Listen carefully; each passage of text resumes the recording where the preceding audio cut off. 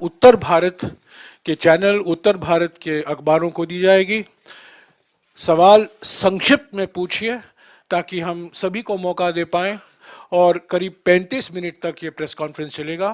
पहले राहुल जी कुछ बोलेंगे, अपना एक ओपनिंग वक्तव्य होगा, उसके बाद आप सवाल पूछ सकते हैं। राहुल जी।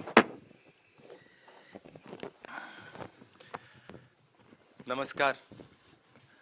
अब हैप्पी न्यू ईयर तो नहीं कर सकता हूं, बट एडवांस में आपको हैप्पी न्यू ईयर। मैं सोच रहा था प्रेस कॉन्फ्रेंस के बारे में, मैंने सोचा कि हैप्पी न्यू ईयर का मैं भी आज आपसे एक सवाल पूछूंगा, वो बाद में, मतलब जब आपने सब पूछ लिए तो मैं पूछूंगा। मैंने सोचा है आप सबके लिए। भारत जोड़ो यात्रा अब दिल्ली तक पहुंची है और हम सबको बहुत कुछ सीखने को मिला, समझने को मिला। बहुत अच्छा एक्सपीरियंस रहा है।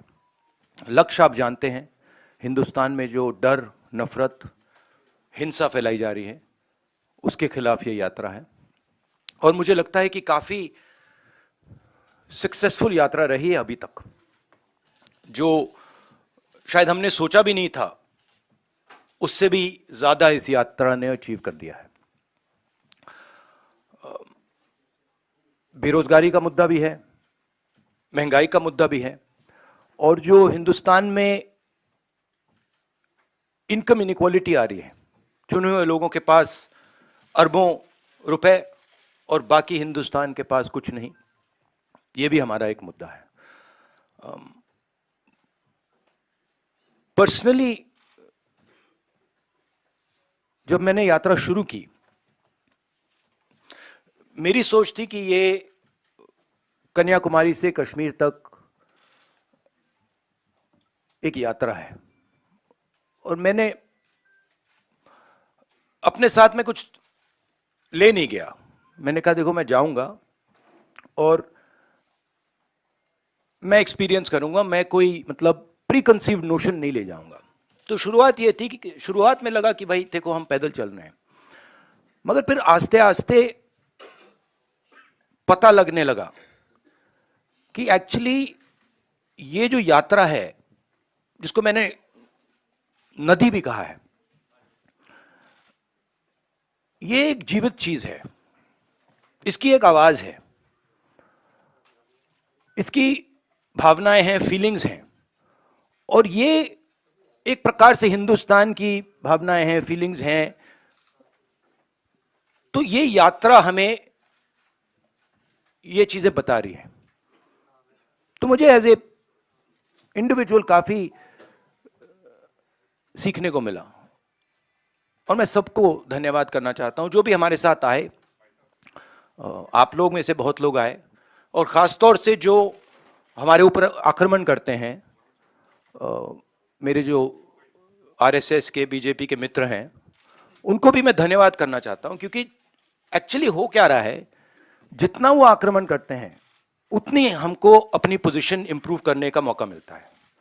तो मैं चाहता हूं, और मैं सीरियसली बोल रहा हूं, मैं चाहता हूं कि वो थोड़ा और जोरों से करें और अग्रेसिवली करें, तो कांग्रेस पार्टी को और हमें मतलब अपनी जो आइडियोलॉजी है वो अच्छी तरह समझ आए। एक प्रकार से मैं उनको अपना गुरु मानता हूं कि वो मुझे रास्ता दिखा रहे हैं कि क्या नहीं करना चाहिए, रिएक्ट कैसे करना चाहिए, और अच्छी ट्रेनिंग दे रहे हैं मुझे, तो उनका भी मैं धन्यवाद करना चाहता हूं। Thank you. Thank you. Jagran से संजय मिश्रा। राहुल जी, आपने ये यात्रा अभी तक जो अचीव की बहुत सफल रही। विपक्षी एकता जो इस समय दिखाई दे रही है, उस लिहाज से यात्रा को बहुत सफल शायद नहीं माना जाएगा, क्योंकि कई लोग आने से हिचक रहे हैं। आप इस बारे में क्या कहेंगे? नहीं, देखिए, जैसे मैंने कहा, मेरे लिए, जैसे कल मैं किसी से बात कर रहा था, उन्होंने मुझसे पूछा कि देखो यात्रा के बाद क्या होगा, हमें प्लानिंग करनी है कि यात्रा के बाद क्या करेंगे।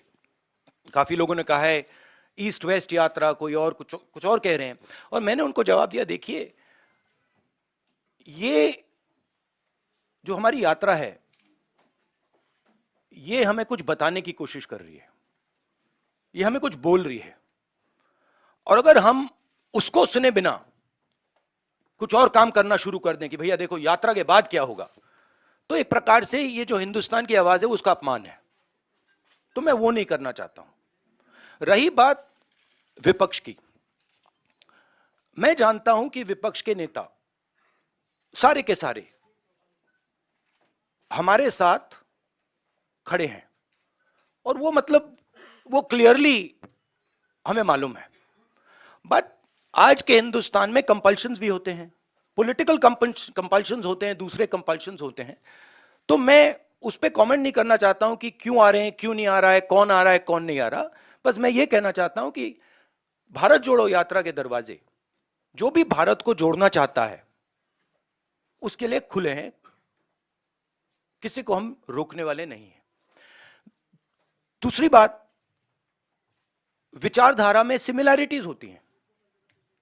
देखिए, नफरत और हिंसा और मोहब्बत में सिमिलैरिटी नहीं होती है, डायमेट्रिकली ऑपोजिट चीजें हैं। मगर बहुत सारे लोग हैं, और उसमें से अखिलेश जी हैं, मायावती जी हैं, बहुत सारे लोग हैं जो मोहब्बत का हिंदुस्तान चाहते हैं, मैं जानता हूं, नफरत का हिंदुस्तान नहीं चाहते हैं। तो रिश्ता तो है उनके साथ, आइडियोलॉजिकल रिश्ता, और भारत जोड़ने का और नफरत को मिटाने का रिश्ता है। आज तक से सुप्रिया।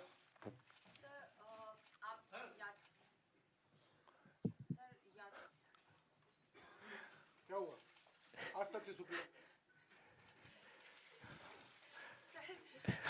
यात्रा लेके चले हैं and it's a success, but सरकार के फेलियर्स कितने नजर आए? बहुत सारे लोगों ने आपसे आके बातचीत किया, चाहे युवा हो, बेरोजगारी का मुद्दा हो, आर्म फोर्सेस के जो लोग आए थे, चाइना के मुद्दे पे बात करी, महंगाई का, महिलाएं आ रही बात कर रहे हैं। सो सरकार के क्या क्या फेलियर्स आपको मेजर जो है नजर आ रहे हैं इस पूरी यात्रा के दौरान? आपने मतलब 6-7 क्वेश्चन एक क्वेश्चन में पूछ लिया। देखिए, सबसे पहले मेरा लक्ष्य हिंदुस्तान को एक ऑल्टरनेटिव विजन देने का है, ऑल्टरनेटिव दृष्टिकोण देने का है, एक नया तरीका देने का है। सरकार की कमियां हैं, उसमें मैं आपको बता सकता हूं, बेरोजगारी, इकोनॉमिक मिसमैनेजमेंट, नोटबंदी, गलत जीएसटी, चाइना, ये कमियां हैं, गलतियां की हैं। मगर मेरी अप्रोच यात्रा के साथ यह है कि हम हिंदुस्तान को एक सोचने का, जीने का नया तरीका देने की कोशिश कर रहे हैं। तो अगर आप डिटेल्स चाहते हैं तो आप मुझसे पूछिए, चाइना के बारे में पूछिए, शायद आप वो ना पूछें, पता नहीं, बाकी चीजों के बारे में पूछ सकते हैं, बट ब्रॉडली ये है। पीटीआई भाषा से अनवरुल हक।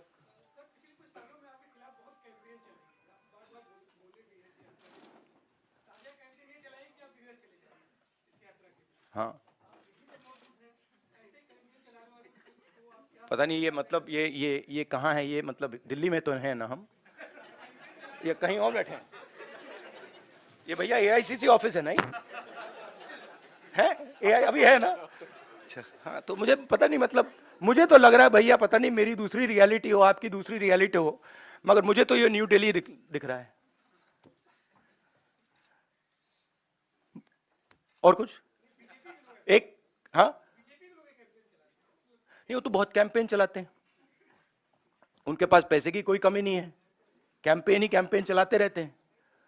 मगर जो मैंने कहा, और बड़ी इंटरेस्टिंग बात है, और मैं इसको 99% बिलीव करता था, 100% बिलीव नहीं करता था, मगर अब मैं 100% बिलीव करता हूं कि सच्चाई को कोई भी कैंपेन, कितना भी पैसा नहीं छिपा सकता, नहीं मिटा सकता। तो ये मेरे लिए बहुत मतलब इंटरेस्टिंग ऑब्जर्वेशन है। टीवी 18 से रवि सिसोदिया। और जैसे मैंने कहा, अभी कितने लगाए होंगे, 5-6 हजार करोड़ लगा दिए होंगे, थोड़े और लगाइए, कमी नहीं है पैसे की, डालिए और थोड़ा डालिए, लगाइए, कुछ असर नहीं पड़ता है। हाँ जी, टीवी 18 से रवि सिसोदिया।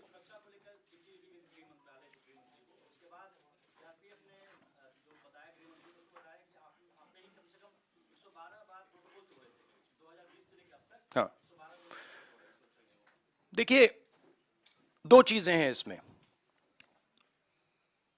मैं भारत जोड़ो यात्रा कर रहा हूं, ठीक है। अब सरकार चाहती है कि मैं बीपी गाड़ी में भारत जोड़ो यात्रा करूं। कहते हैं आपका प्रोटोकॉल है कि आप हमें तंग मत करो, आप बुलेट प्रूफ गाड़ी में बैठ के कन्याकुमारी से कश्मीर तक चलो। अब यह मेरे लिए तो एक्सेप्टेबल नहीं है। अब यात्रा में आप मुझे समझाइए, भारत जोड़ो यात्रा में मैं बीपी गाड़ी में कैसे बैठूं? अच्छा, जब उनके नेता, उनके सीनियर नेता बीपी गाड़ी से बाहर आ जाते हैं तो फिर कोई चिट्ठी नहीं जाती।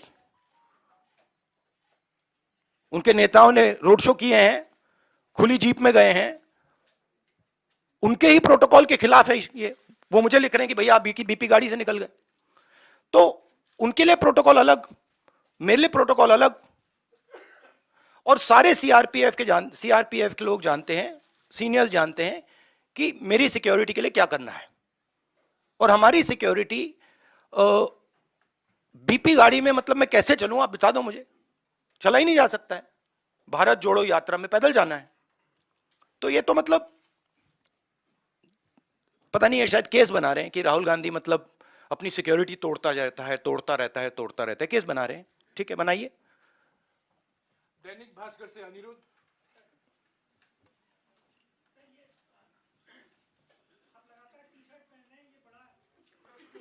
भाई मुझे बताओ एक बात, मुझे समझा, मुझे समझ नहीं आ रही बात। ये टी शर्ट से आपको इतनी डिस्टर्बेंस क्यों हो रही है?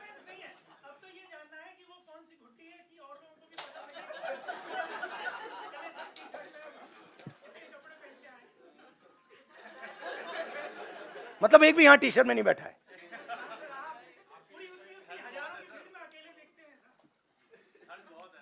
तो क्या आप चाहते हो मैं स्वेटर पहन लूं? मतलब इससे इतनी डिस्टर्बेंस क्यों नहीं है लोगों को? अच्छा, तो मैं ऐसे करूंगा, यात्रा के बाद मैं वीडियो बनाऊंगा कि टी शर्ट में कैसे चला जाता है और ठंड को कैसे कन्फ्रंट किया जाता है। बना दूंगा आपके लिए। शुक्रिया राहुल जी। रवि त्रिपाठी। हाँ, but what is your question?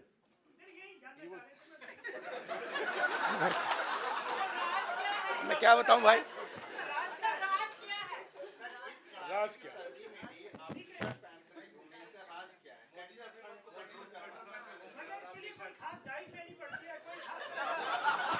गुरुजी, ये आपने स्वेटर क्यों पहन रखा है? नहीं, इसका कारण ये नहीं है। इसका कारण ये है कि आप सर्दी से डरते हो। इसका कारण नहीं है कि सर्दी है, आप सर्दी से डरते हो। मैं सर्दी से डरता नहीं हूं, सीधी सी बात है। नो सप्लीमेंट्री प्लीज, हो गया। नहीं, कहने दीजिए, कहने। न्यू ईयर अब देखिए ना, अब देखिए मोदी जी के प्रेस कॉन्फ्रेंस तो होते नहीं, तो मैं उनके भी 2-3 क्वेश्चन सप्लीमेंट्रीज आपको दे देता हूं।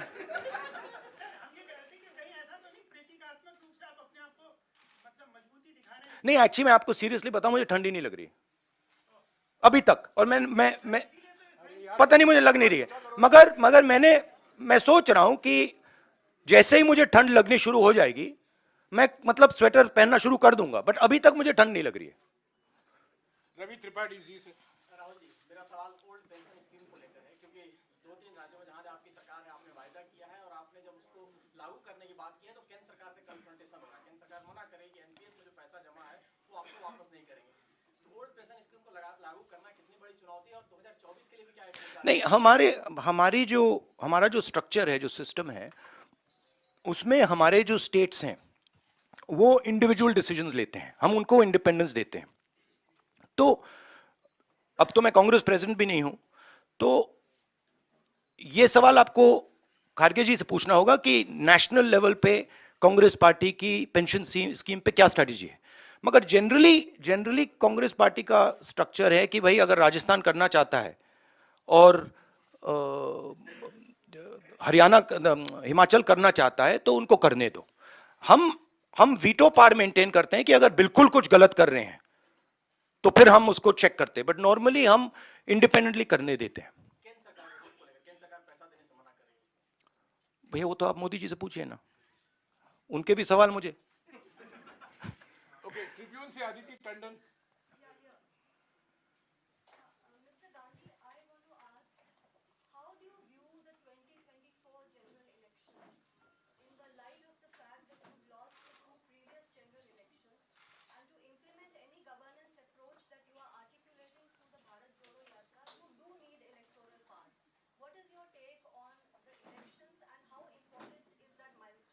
I think if the opposition stands effectively with a vision, what I am hearing from the ground, and what I'm seeing from the ground, it will become very difficult for the BJP to win the election. But the opposition has to coordinate properly, and the opposition has to go to the people of India with a vision, with an alternative vision to the BJP, not just go to the people of India. ANI से साहिल. But there is huge undercurrent against the BJP, massive undercurrent. ANI से साहिल. Senior leader from the Congress party, Kamal Nath, has said that Rahul Gandhi will be the opposition PM face for 2024. Will you be the PM face? See, every time there's a press conference, there's one or two attempts to, completely take the attention and take it in that direction. Now, I don't fall for these type of things.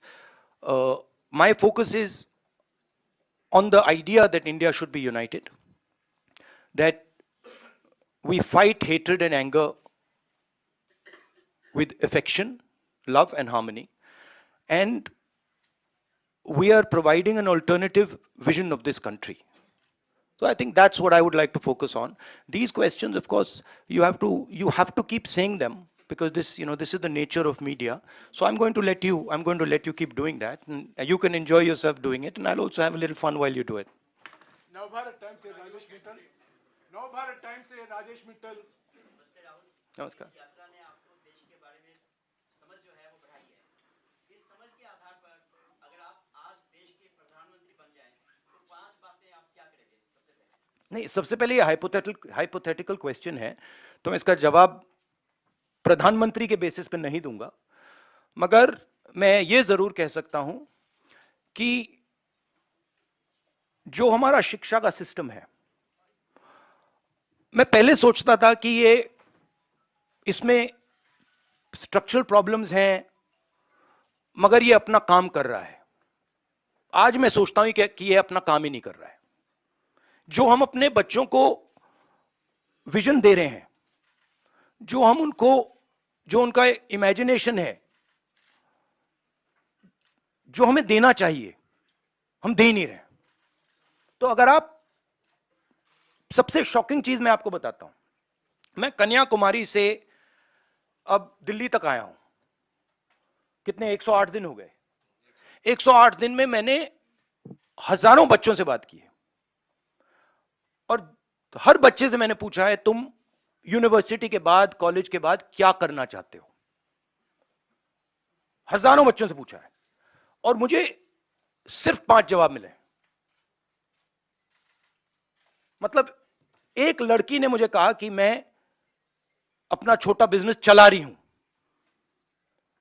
और एक लड़के ने कहा कि मैं mechanic बनना चाहता हूं. बट 99.9% लोग कह रहे हैं मैं लॉयर, डॉक्टर, इंजीनियर, आईएएस, जज. मतलब हमारा एजुकेशन सिस्टम हमारे बच्चों को कह रहा है कि जिंदगी में तुम्हारे पास 5 काम है. और रियलिटी ये है, रियलिटी सच्चाई ये है कि ये सब बच्चे इंजीनियर नहीं बन सकते, डॉक्टर नहीं बन सकते, लॉयर नहीं बन सकते. तो ये झूठ है. तो हम अपने बच्चों को झूठ बोल रहे हैं. मैं पूछता हूं, बच्चे आते हैं, कहते हैं क्या करना चाहते हो? आईएएस. अच्छा, आईएएस में कितने लोग जाते हैं हर साल? आप अंदाजा लगाइए, जवाब क्या मिलता है. मैं पूछता हूं कितने लोग आईएएस में हर साल जाते हैं? बच्चे क्या कहते हैं? क्या लगता है? अच्छा आप बताइए, कितने लोग जाते हैं आईएएस में? 250. बच्चे कहते हैं 5 लाख, 6 लाख, 1 लाख, 2 लाख, 3 लाख. जब मैं उनको कहता हूं भाई 150 जाते हैं, 2-3 को मैंने गलती से कह दिया, एक लड़की को कह दिया, वो रोना शुरू कर दी कि देखिए हम उनको सही इमेजिनेशन ही नहीं दे रहे हैं, हम उनको रास्ता ही नहीं दिखा रहे हैं. तो पहला काम जो एजुकेशन सिस्टम है, और ये टॉप डाउन, ये इमेजिनेशन को मारने का एजुकेशन सिस्टम है. ये एजुकेशन को खोलता नहीं है. तो सबसे बड़ा काम, और ये शायद 2-3-4 साल में नहीं होगा, मगर डायरेक्शन ये होना चाहिए और जो न्यू एजुकेशन पॉलिसी वो तो बिल्कुल दूसरे डायरेक्शन में जा रही है। तो पहली ये बात है। दूसरी बात, ये खुले तरीके से बोल दूं तो ये रेंट सीकिंग नेशन है, इसे प्रोडक्शन नेशन बनना चाहिए। फर्क है। ये जो देश है, जो प्रोड्यूसर है, जो प्रोडक्शन करता है, जो जिसके पास स्किल है, चाहे वो किसान हो, चाहे वो मैकेनिक हो, चाहे वो बढ़ई हो, मोची हो, नाई हो, जो भी हो, जिसके पास स्किल है, सबसे पहले उसकी मदद नहीं करते हैं। तो दूसरी बात, उसकी स्किल को डिस्ट्रॉय करने की कोशिश करते हैं, और उसको मतलब जो उसकी स्ट्रेंथ है उसको मार मार के उससे निकाल देते हैं, और बिना स्किल के रिस्पेक्ट किए यह देश कभी अपने युवाओं को रोजगार नहीं दे सकता है। सिंपल बात है। तो दूसरी चीज यह है। तीसरी चीज है कि, और ये मैं थोड़ा जो बॉर्डर पे हो रहा है उसके बारे में कहना चाहता हूं। जो देश में हिंसा है, नफरत है, केओस है, इसका असर, इसका इफेक्ट दूसरे देश देखते हैं और उसका फायदा उठाते हैं। हमारी जो कंफ्यूज्ड फॉरेन पॉलिसी है, जो एक प्रकार से event based non strategic foreign policy है, उससे हिंदुस्तान को जबरदस्त नुकसान हो रहा है और बहुत भारी चोट लगेगी। और मैं इसको दोहराता जाता हूं मगर कोई सुनता नहीं है। जैसे मैं कोविड के समय दोहरा रहा था कि भाई प्रॉब्लम आ रही है, कोई सुनता नहीं है। तो ये भी बहुत जरूरी चीज है। बट मेन ये कुछ नहीं हो सकता अगर एक हिंदुस्तानी दूसरे हिंदुस्तानी से नफरत करता है, एक आदमी दूसरे को मारने की कोशिश कर रहा है, ये कुछ नहीं हो सकता। तो फाउंडेशन मोहब्बत, एकता, इज्जत, रिस्पेक्ट है। न्यूज 18 से अरुण कुमार सिंह।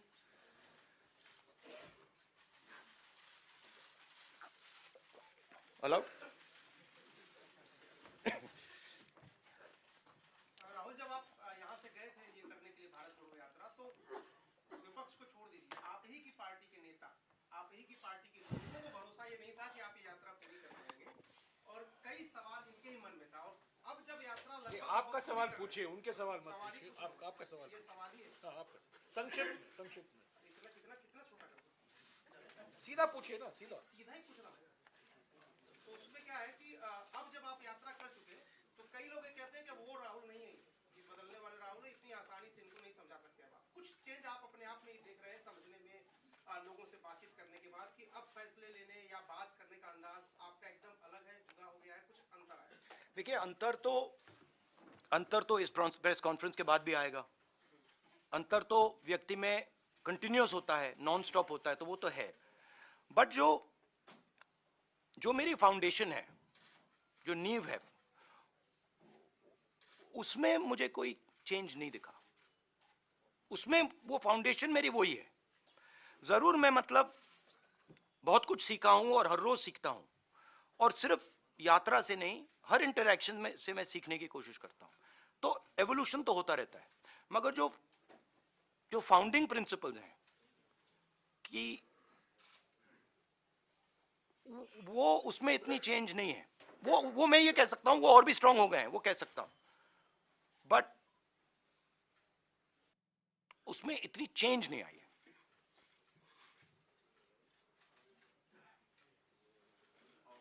टेलीग्राफ से Sanjay Jha. It's quite hot in here. Yeah, it is. आपको गर्मी लग रही है? बहुत प्रॉब्लम हो रही है। भैया कुछ करो प्लीज। एसी चलवाओ प्लीज। संजय, आप स्वेटर लिए कैसे बैठे हो इस कमरे में? हाँ, आपकी चमड़ी बहुत मोटी है। राहुल जी, प्रधानमंत्री ये कहते हैं कि अमृतकाल चल रहा है, भारत जोड़ो यात्रा का डिस्कोर्स कुछ और ही है, तो ये डायकोटोमी आप किस तरह से देखते हैं? उनकी व्यू अलग है, हमारी व्यू अलग है, तो उनका ओपिनियन हमारे से अलग रहता है, हमारा अलग रहता है, तो डाइकोटोमी तो कुछ है नहीं, अलग ओपिनियंस है। नहीं, अलग व्यू पॉइंट्स हैं। उनका उनका व्यू पॉइंट दूसरा है, हमारा व्यू पॉइंट दूसरा है, विचारधारा दूसरी है, विचारधारा की लड़ाई है। उनको अपनी व्यू पॉइंट रखनी चाहिए। जैसे मैंने कहा, अगर वो अपनी व्यू पॉइंट बदल जाएं, बदल दें, तो हमारे लिए प्रॉब्लम हो जाएगी, क्योंकि हम अपने व्यू पॉइंट को अच्छी तरह नहीं समझ पाएंगे। तो वो जो उनको जो लगता है वो करना चाहिए, वो करना चाहिए, और हमें जो करना है हम करेंगे। डाइकोटोमी कोई नहीं, ये बहुत पुरानी लड़ाई है। ये भी बात मुझे समझ आई है। ये एक्चुअली अगर आप मुझे पूछो क्या चेंज है, मैं आपको बताता हूं कि ये मुझे समझ आ गया कि ये बहुत पुरानी लड़ाई है और ये राजनीतिक लड़ाई नहीं है। ये मुझे समझ आ गया। जैनेंद्र एबीपी से। राहुल जी, मैं फिर से आपको 2024 के सवाल पर ले जाना चाहता हूँ। आपने कहा कि अखिलेश जी को, मायावती जी को भी मोहब्बत का हिंदुस्तान चाहिए, लेकिन अभी अखिलेश जी ने कहा था कि कांग्रेस और बीजेपी एक जैसे हैं। सवाल मैं ये पूरा करना चाहता हूँ कि एक तो इस पर आपकी क्या प्रतिक्रिया है, और दूसरी बात ये कि आपने कहा कि बीजेपी के खिलाफ एक सवाल प्लीज, नहीं एक सवाल प्लीज। आपने पूछ लिया ना सवाल का जवाब दीजिए। एक सवाल प्लीज। नहीं, ये तो पूरे देश को ऑब्वियस है कि बीजेपी और कांग्रेस एक हो ही नहीं सकते, क्योंकि अगर बीजेपी और कांग्रेस एक होते तो नरेंद्र मोदी कांग्रेस मुक्त भारत की तो बात कभी नहीं कर सकते। मतलब हो ही नहीं सकता कि अगर बीजेपी के नेता कह रहे हैं कांग्रेस मुक्त करो, इसका मतलब वो कह रहे हैं कि बीजेपी को भी मुक्त कर, बीजेपी इसको भी मिटा दो। वो तो नहीं कह रहे हैं। तो ये तो पूरा देश जानता है कि कांग्रेस और बीजेपी आइडियोलॉजिकली बिल्कुल अपोज्ड हैं, और ये पुरानी लड़ाई है, पुरानी विचारधारा की लड़ाई है। बट अखिलेश जी की भी जगह है, और उनको ये ऑप्शन, मतलब बोलने का ऑप्शन मिलना चाहिए, और उनका पर्सपेक्टिव है वो उनके लिए ठीक है। हमारा पर्सपेक्टिव है कि हमारी लड़ाई बीजेपी के साथ है, विचारधारा की लड़ाई है, पुरानी लड़ाई है, और इसको हम जीतेंगे। No supplementary please. नहीं, एक बात मैं कहना चाहता हूं। देखिए, एक बात जरूरी है कि ये आइडिया अब ये टैक्टिकल पॉलिटिकल फाइट नहीं रही। मतलब कि उसमें एक ग्रुप वहां आ जाए और एक ग्रुप मिलके बीजेपी को हरा दे। अब वो गाड़ी गई। क्यों? क्योंकि हिंदुस्तान का जो पूरा इंफ्रास्ट्रक्चर है, इंस्टीट्यूशनल फ्रेमवर्क जो है, अब वो एक विचारधारा के हाथ में है। ठीक है? और अब वो हिंदुस्तान की पॉलिटिकल स्पेस को पूरी तरह से डोमिनेट कर रहे हैं। अब उनको हराने के लिए एक विचारधारा की जरूरत होगी। और मैं ऑपोजिशन की बहुत रिस्पेक्ट करता हूं, और ऑपोजिशन के लोग मुझे बहुत अच्छे लगते हैं, और मगर मैं ये कहना चाहता हूं कि अगर आप समाजवादी पार्टी को देखें तो उनके पास एक नेशनल विचारधारा नहीं है। वो यूपी में जरूर उनकी पोजीशनिंग है और उसको उन्हें डिफेंड करना है, शायद उसलिए ना आए, बट नेशनल विचारधारा नहीं है। समाजवादी पार्टी का आइडिया केरला में नहीं चलेगा, कर्नाटक में नहीं चलेगा, बिहार में नहीं चलेगा। ठीक है? तो एक सेंट्रल आइडियोलॉजिकल फ्रेमवर्क स्ट्रक्चर की जरूरत है, वो कांग्रेस पार्टी ही दे सकती है, और वो हमारा रोल है। मगर हमारा रोल ये भी है कि जो ऑपोजिशन के लोग हैं वो कंफर्टेबल फील करें और उनकी रिस्पेक्ट हो, म्यूचुअल रिस्पेक्ट। मतलब वो भी हमारी करें, हम भी उनके करें।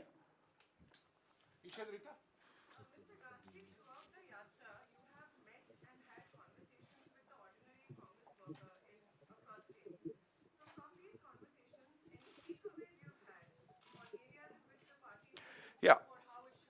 My main takeaway is that there is nothing known as an ordinary Congress worker. There really isn't. In fact, there's nothing known as an ordinary person. I don't like these type of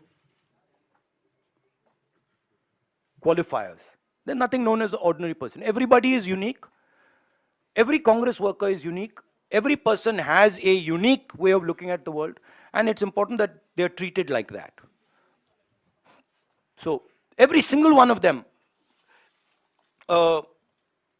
every conversation, I learn something from, you know. Times now से रंजीता। राहुल, मेरा सवाल इस पर है कि 2024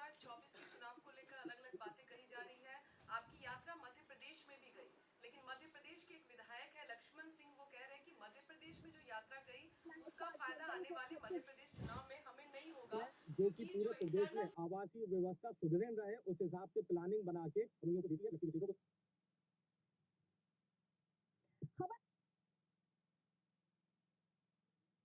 रायपुर से है जहाँ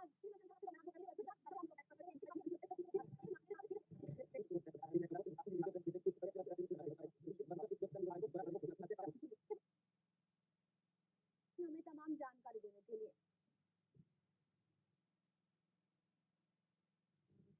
तो चलिए बढ़ते हैं आगे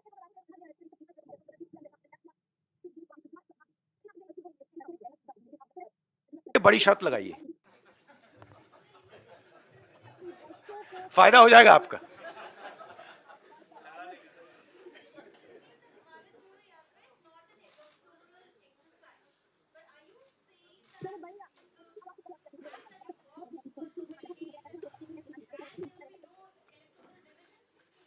बचाने के लिए यहाँ पर No, I'm not saying that. You're saying that. No, I'm not saying that at all. In my mind, as I said earlier, the yatra is a conversation. And I don't think it's fair for me to make any comments before that conversation is over. I can answer such questions the day the flag is hoisted in Srinagar, and the conversation, at least this phase of the conversation is over. I can then probably answer your questions, this type of a question. I don't want to take the yatra, and demean it by making it about something that it's not.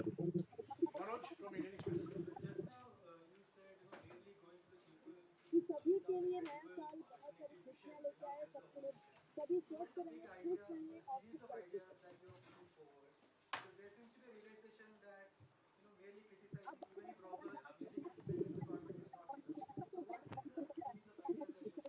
No, I outlined it right now, right? Number one, making India a production nation, which means that respecting skills and moving the mindset from one of GDP growth to GDP growth plus employment plus production plus exports, etc., etc., etc. That's the first thing. The second thing is, which is very important for the future and is important if you want to build a production nation, is giving our children an imagination. Telling them that, look, if you want to become, I mean, it's a strange question, but why is it that out of lakhs and lakhs of people I've met, thousands and thousands of children I have met, nobody said, I want to be a pilot. Nobody said, I want to be an astronaut. Nobody said, I want to be India's best singer. Why? Because our system is saying to them that these are all dead ends. Right? But if you look at countries that produce, and I gave this example to kids. If you look at company like Honda, company like Toyota, the people who founded these companies were mechanics. But no mechanic in India can ever imagine that he could one day be the head of a 1,000, 2,000, 10,000 crore company. Now, if you want to produce, that has to change. So we have to give him the structures that will allow him to do that, that will allow his imagination to do that. Right? And then the final thing is, we can see what is going on in the planet. We can see the turmoil that is taking place. And I am absolutely convinced that India has a place, central place in the planet, on the planet. Right? And I don't view it so much as, look how powerful India is. We are powerful. But we were not that powerful 70 years ago, 80 years ago, 90 years ago. But we had a vision, right? When Mahatma Gandhi, for example, was speaking about the Indian freedom movement, people in the United States, people in the Soviet Union, everywhere were listening to him. Why? Because there is something very powerful called Indian values, Indian philosophies, Indian thinking. And that's actually our strength. And we're destroying it.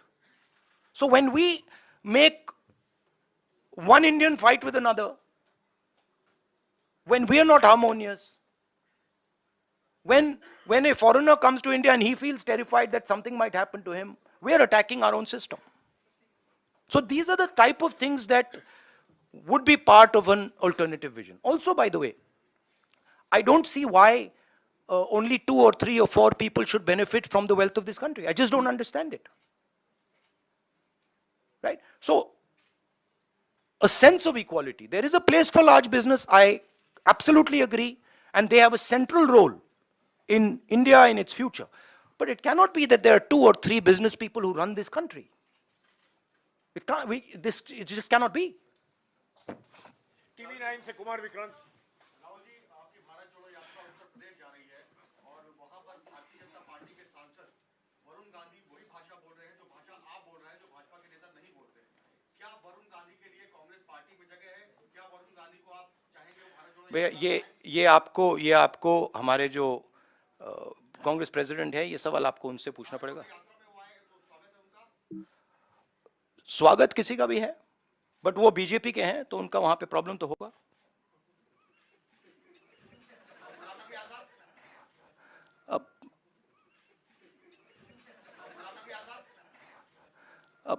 अब वो आप उनसे पूछिए, पहले पता नहीं, मुझे ही confusion हो गई है। बोलूं, कांग्रेस के मतलब सीनियर नेता हैं, बट मुझे कंफ्यूज कर दिया कि मतलब कभी बाहर, कभी अंदर, कभी बाहर, कभी अंदर, कभी अंदर, कभी बाहर, पता नहीं मुझे।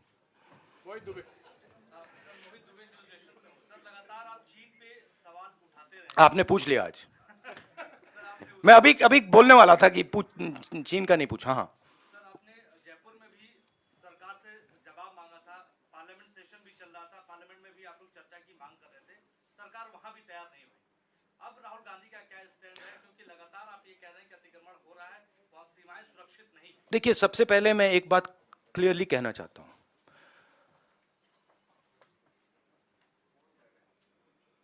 मैं शहीद परिवार का हूं।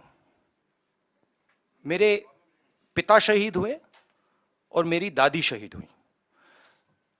यहां पे कोई है जिसके फैमिली में कोई शहीद हुआ? कोई है यहां पे? आप हैं? हाँ, आपके ब्रदर। तो आपको मालूम है कि कैसी चोट लगती है, क्या फीलिंग आती है, ठीक है? तो मैं समझता हूं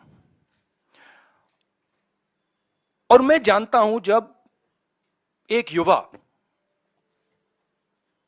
अपनी जान देने के लिए खड़ा होता है और जब वो शहीद होता है तो उसके परिवार को क्या होता है, मैं जानता हूं, समझता हूं। और बीजेपी के टॉप लीडरशिप में कोई नहीं है जो समझता है। ये मतलब अच्छी बात, खराब बात नहीं है, बट रियलिटी है कि उनके परिवार में कोई उनके पिता या उनकी दादी शहीद नहीं हुए। तो मैं बहुत क्लियरली समझता हूं और मैं ये भी चाहता हूं, मेरी जनरल अप्रोच ये है कि मैं चाहता हूं हमारा एक भी सिपाही किसी भी फोर्स का ना शहीद हो। ये मेरी स्टार्टिंग पोजीशन है कि मतलब मैं ये नहीं चाहता हूं कि हम इस चीज को कैजुअली लें कि हम सेना को राजनीतिक फायदे के लिए यूज कर रहे हैं और उसका नुकसान हमारे जवानों को, उनके परिवारों को हो। तो ये मेरे लिए बिल्कुल मतलब सैक्रोसेंट है, मैं ये नहीं करना चाहता हूं, ठीक है? मगर और जो मैं समझता हूं जो बॉर्डर पे हमारे जवान आज खड़े हैं, आप मेरी टी शर्ट की बात कर रहे हो, मगर मैं जानता हूं वहां आज खड़े हैं सियाचिन में, उधर हिमालय पे। मैं जानता हूं कि उनको क्या डिफिकल्टीज सामना करनी पड़ती है और मैं उनसे प्यार करता हूं, हर सोल्जर से, और मैं चाहता हूं कि उनको कुछ ना लगे, चोट ना लगे। जब हम जब नेशनल लेवल की लीडरशिप स्ट्रेटेजिकली काम नहीं करती है, इंटरनेशनल रिलेशंस में, जियोपॉलिटिक्स में एकदम रिस्पॉन्स आता है। और हमारी सरकार ने जो चाइना का मामला है उसको कंप्लीटली मिसहैंडल कर दिया है, ठीक है। और मैं आपको मेरी थिंकिंग है, देखिए हमारी फॉरेन पॉलिसी का क्या लक्ष्य था और कांग्रेस पार्टी ने सक्सेसफुली क्या किया था कि चाइना को और पाकिस्तान को एक कभी नहीं होने देना है। यह सेंट्रल हमारा कॉन्सेप्ट था, ठीक है। और यह काम हमने बहुत सक्सेसफुली किया, यूपीए 2 तक। आज पाकिस्तान और चाइना एक हो गए, और यह कोई मामूली बात नहीं है, यह बहुत गहरी बात है, यह डेंजरस बात है, ठीक है। और ये क्यों हुए हैं? क्योंकि हमारी सरकार ने मिसहैंडल किया है। हमारी सरकार ने फॉरेन पॉलिसी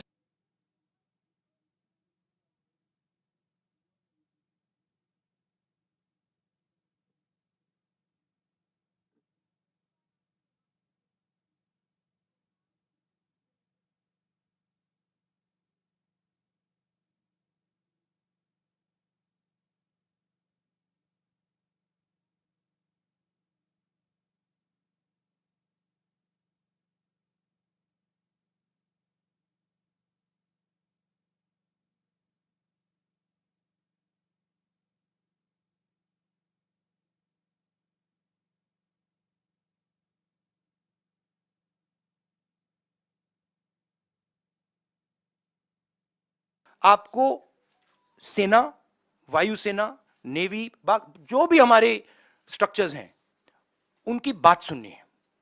वो क्या कह रहे हैं उनकी बात सुननी है, उसकी रिस्पेक्ट करनी है। इसका मतलब जो आप पॉलिटिकल यूज कर रहे हो उसको आपको बंद करना पड़ेगा एकदम, ठीक है। दूसरी बात, जो हमें प्रिकॉशंस लेने हैं, और वो मिलिट्री प्रिकॉशंस हैं मगर नॉन मिलिट्री प्रिकॉशंस हैं, वो आप शुरू कर दीजिए। तीसरी बात, जो बॉर्डर पे हो रहा है उसको आप छुपाइए मत, क्योंकि चाइना को मैसेज जा रहा है। देखिए चाइना 2000 स्क्वायर किलोमीटर हमारी जमीन ले गया है। चाइना को मैसेज, प्रधानमंत्री जी ने कहा कि कोई अंदर नहीं आया, मैं आपके घर के अंदर आ गया, ठीक है। और फिर मैंने आपसे कहा भैया मैं नहीं, आपने मुझसे कहा कि नहीं, तो आप तो आए नहीं, तो मैं कौन सा मैसेज ले जाऊंगा? तो ये मैसेज उनको जा रहा है। तो हमें क्लियरली ये कहना है भैया आप अंदर आए हो, पब्लिकली कहना आप अंदर आओ, निकलो यहां से। तो ये सरकार इस पे कंफ्यूजन में है, और मैं चाहता हूं कि ये कंफ्यूजन हटे। अब मेरे बारे में क्या करते हैं, जब मैं सरकार की बात करता हूं एकदम कहते हैं मैं आर्मी की बात कर रहा हूं। नहीं, मैं आर्मी की बात नहीं कर रहा हूं, मैं सरकार की बात कर रहा हूं। सरकार में और आर्मी में फर्क है। सरकार ने गलत निर्णय लिए हैं तो सरकार को आर्मी के पीछे, नेवी के पीछे, एयरफोर्स के पीछे नहीं छुपना चाहिए, ये कायरता है। और सरकार को ओन अप करना चाहिए कि हमने ये किया, ये गलती हुई, अब इसको हम ठीक कर रहे हैं और हम उनको मदद करेंगे। पूरा ऑपोजिशन, सिर्फ मैं नहीं, पूरा ऑपोजिशन सरकार को मदद करेगा। मगर बताइए तो क्या हुआ? शुक्रिया राहुल जी। आखिरी सवाल संजीव चोपड़ा। अरुणाचल में सेना पीटने वाले हो गया please.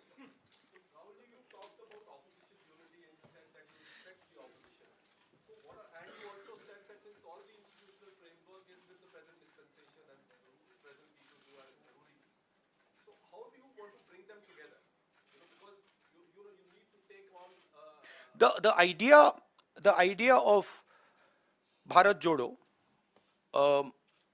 is a framework. It's a way of working. It's a way of thinking. So, of course, I'm not the Congress president, and a lot of that work now the Congress president will probably do. But it is about bringing people together and making them comfortable. Respect basically. शुक्रिया राहुल जी। भारत जोड़ो यात्रा फिर से No, 3 but I need to ask them the question. Please I need to ask the New Year question myself now, because my one question I get. So why am I not allowed to use the teleprompter? मैंने क्या गलती की है? मतलब आप प्रधानमंत्री को teleprompter use करने देते हो, आप दूसरों को भी टेलीप्रॉम्प्टर यूज करने देते हो, तो मुझे क्यों नहीं? नहीं, मगर ऑप्शन तो देना चाहिए। और एक और सवाल है राहुल। नहीं, मेरा दूसरा है। नहीं, आप बार बार क्यों प्रेस कॉन्फ्रेंस? नहीं, मेरा दूसरा भी सवाल है, और भी अच्छा सवाल है। ये सवाल मैं मतलब बहुत इंटरेस्टिंग सवाल है।